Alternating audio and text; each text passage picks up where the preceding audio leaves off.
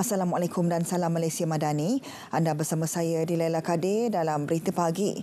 Perdana Menteri Datuk Seri Anwar Ibrahim dan isteri Datuk Seri Dr. Wan Azizah Wan Ismail malam tadi menerima kunjungan hormat bekas Naib Presiden Indonesia Muhammad Jusuf Kalla dan isterinya Mufidah Disri Perdana Putrajaya.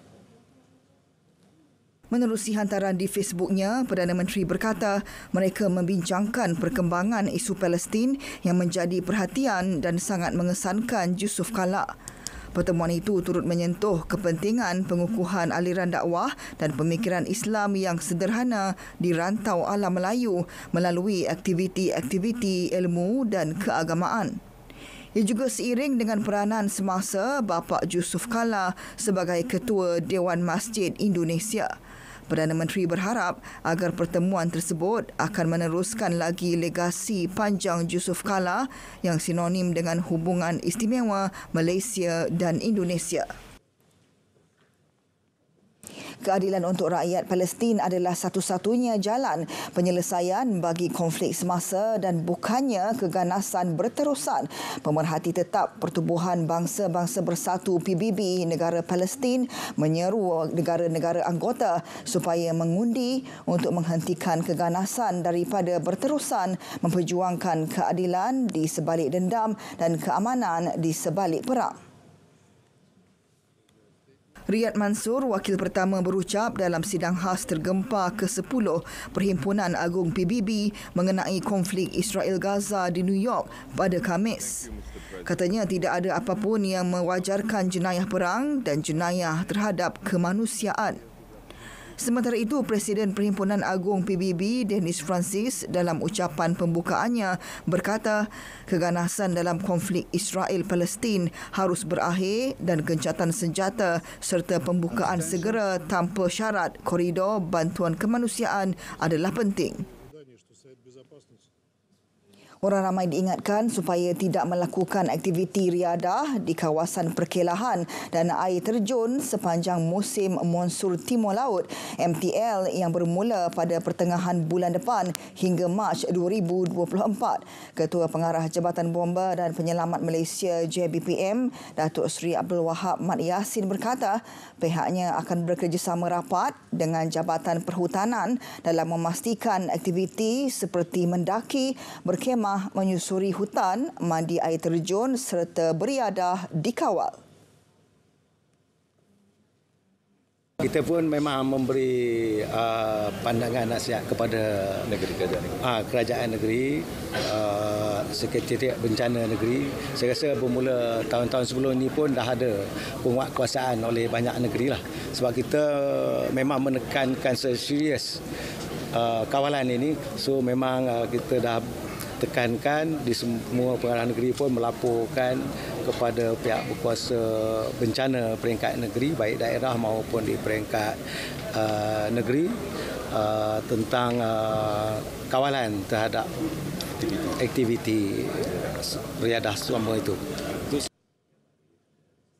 Jabatan Meteorologi Malaysia sebelum ini menjangkakan 4 hingga 6 episod hujan lebat melanda negara bermula bulan depan hingga Februari 2024 yang berpotensi mengakibatkan banjir di kawasan berisiko.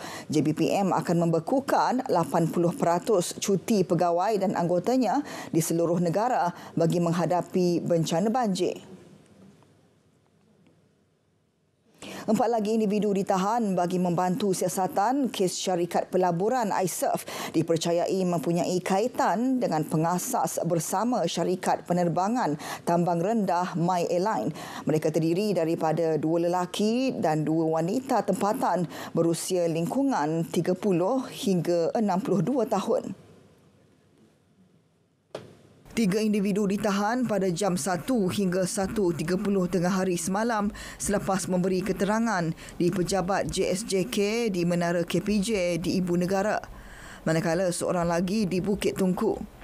Kesemua mereka berkhidmat di syarikat iSurf dengan memegang jawatan pembantu perbendaharaan, pembantu kewangan, pengurus penyelidikan dan pembangunan serta peguam.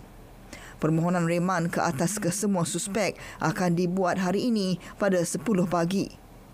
18 Oktober lalu, polis menahan suspek utama yang juga pengasas bersama dan pemegang saham My Airline bersama isteri dan anak lelakinya di Shah Alam berkaitan kes pengubahan wang haram.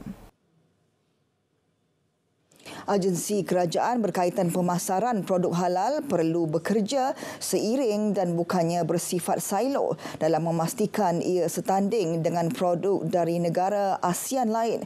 Menurut Timbalan Perdana Menteri Datuk Seri Dr. Ahmad Zahid Hamidi, meskipun promosi telah dilaksanakan sejak awal dekad 80-an, ia dilihat belum cukup kuat untuk pasaran di United Kingdom dan Eropah.